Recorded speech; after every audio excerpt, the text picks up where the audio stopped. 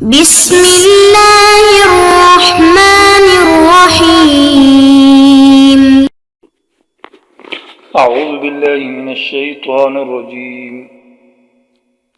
بسم الله الرحمن الرحيم. ألف لام ميم ذلك الكتاب لا ريب فيه هدى للمتقين. صدق الله مولانا العظيم. سورۃ البقرہ قرآن کی وہ عظیم سورت اور طویل سورت ہے۔ اس سورت کے اندر قرآن کے تمام مضامین کا ذکر ہے، اور سورت کی تفصیل اور خلاصہ سورت کے حل کرنے سے پہلے اگر ذہن میں بٹھا لیا جائے تو سورت کو سمجھنے میں آسانی پیدا ہوتی ہے۔ تو سورت کا دعویٰ تھا توحید الربوبیت والالوہیت، یعنی رب بھی صرف اللہ ہے اور عبادت کا حقدار بھی اللہ ہے۔ یہ جو دعویٰ تھا یہ قرآن کے اندر 4 مقامات پر ذکر ہے۔ آیت نمبر 21 کے اندر یا ایھا الناس اعبدوا کے عنوان سے اور اس کے اوپر دلائل عقلیہ۔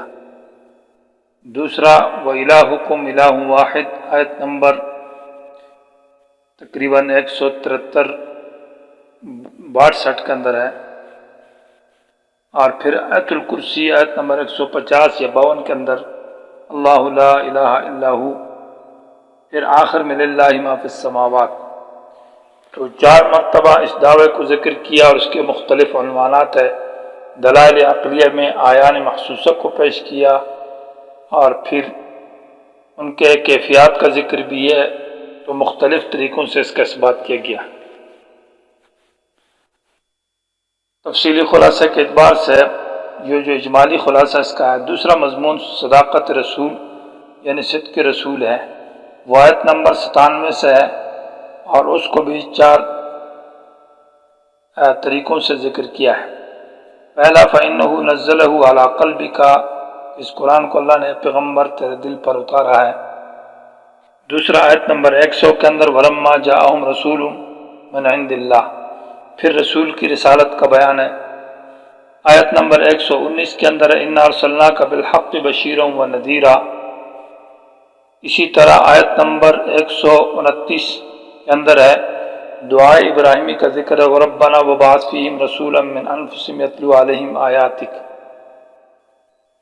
اسی طرح قتال فی سبیل اللہ کا جو دعویٰ ہے سورت کے اندر تیسرا دعویٰ، اس دعوے کو بھی 4 مرتبہ ذکر کیا۔ آیت نمبر 190 کے اندر ہے وَقَاتِلُوا فِي سَبِيلِ اللَّهِ وَلَا تَعْتَدُوا إِنَّ اللَّهَ لَا يُحِبُّ الْمُعْتَدِينَ۔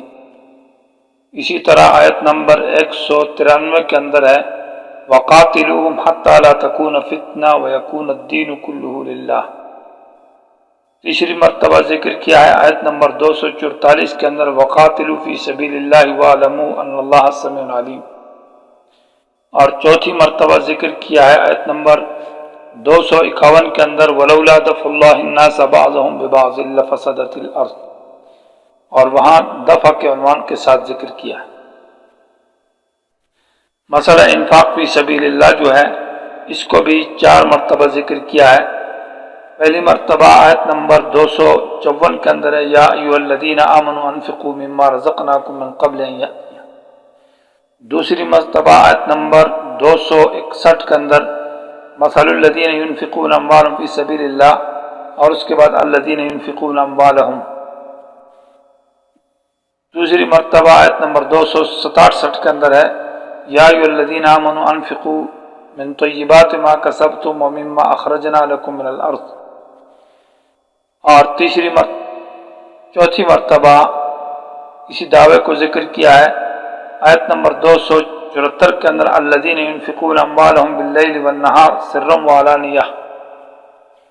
تو کمال یہ ہے کہ ہر دعویٰ جو 4 دعوے توحید، صدق رسول اور جہاد فی سبیل اللہ یعنی قتال فی سبیل اللہ، اور اسی طرح انفاق فی سبیل اللہ، یہ 4 مرکزی مضامین ہیں، اور ان 4 میں سے ہر ایک مضمون کو دعوے کو قرآن سورہ بقرہ میں 4 مرتبہ ذکر کیا ہے۔ ہاں صرف مسئلہ توحید کو پورا پوری صورت کے اندر پھیلا کر ذکر کیا ہے چونکہ وہ مرکزی مضمون ہے۔ صورت کا تفصیلی خلاصہ یہ ہوگا کہ صورت کے ابتدا میں ذکر و دعوت القرآن ہے، الف لام میم ذالک الکتاب جو پہلی آیت ہے، اس میں قرآن کی دعوت کا ذکر ہے کہ قرآن کی 3 صفات کا ذکر ہے اور اس قرآن کی دعوت دی جائے، اور اس کے بعد تاثیر القرآن کا ذکر ہے کہ 3 فرقوں میں قرآن کی جب دعوت دی جائے گی تو کیا اثر ہوگا، ایک منعم علیہم، ایک مغضوب علیہم، ایک ضالین، منافقین، کفار اور مومنین کے اندر اس کا مختلف آثار کا ذکر ہے۔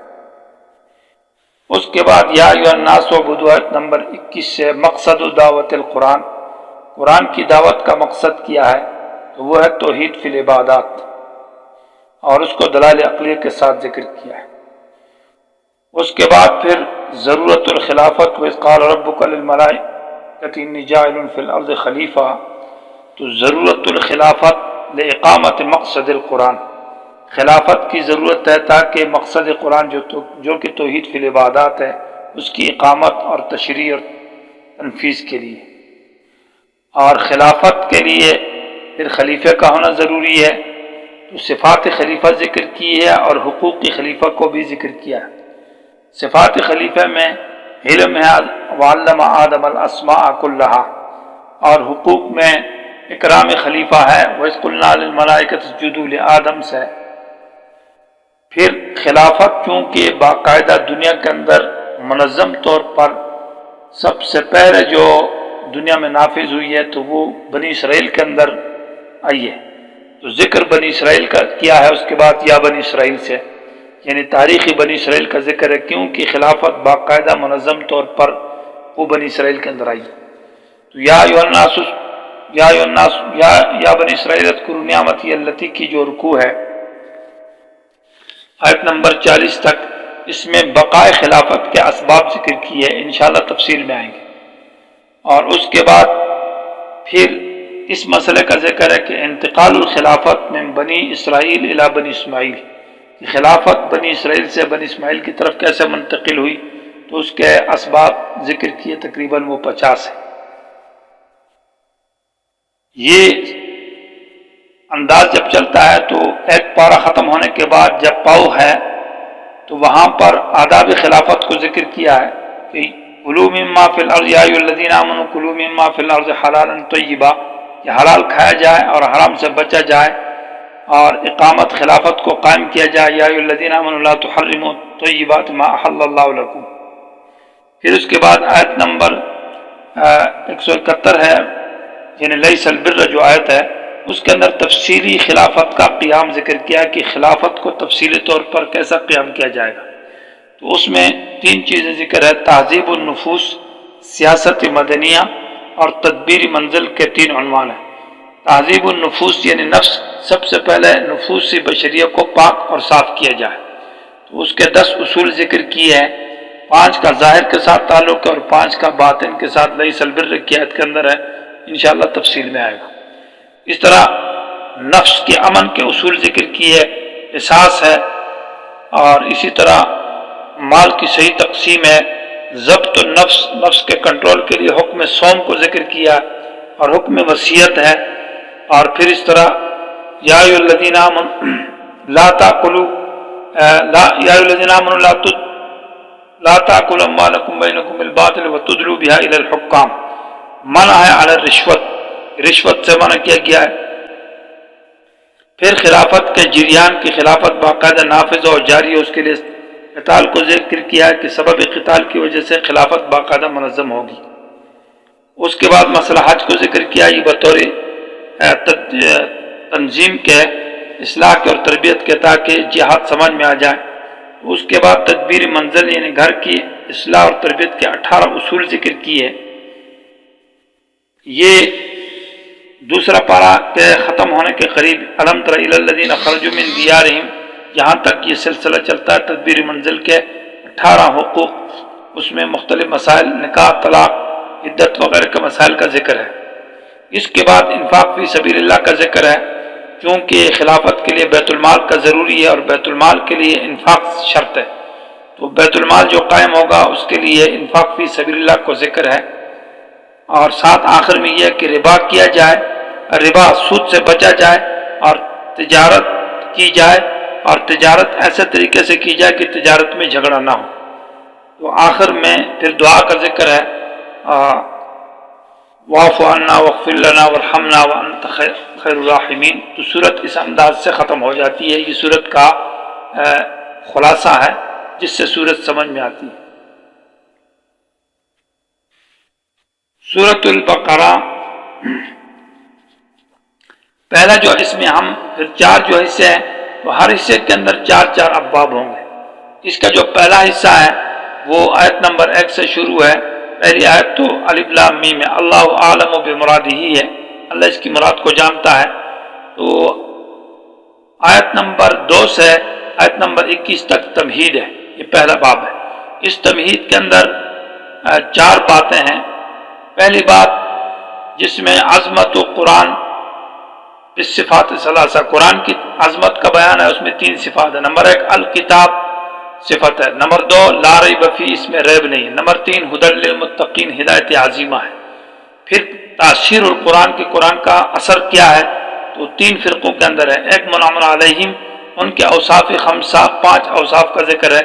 اقامت الصلاۃ، انفاق فی سبیل اللہ، ایمان بالکتب المنزلہ اور ایمان بالآخرہ۔ تو 5 صفات کے ذکر کے بعد ایمان بالغیب، اقامت الصلاۃ، انفاق فی سبیل اللہ، ایمان بالکتب المنزلہ اور ایمان بالآخرہ، یہ 5 ہو گئے۔ نتیجہ دنیاویہ اولئک علی ھدی من ربہم، کہ ہدایت پر ہے، اور نتیجہ اخرویہ اولئک هم المفلحون، کہ آخرت میں کامیاب ہے۔ اس کے بعد کفار کی 3 صفات کا ذکر ہے۔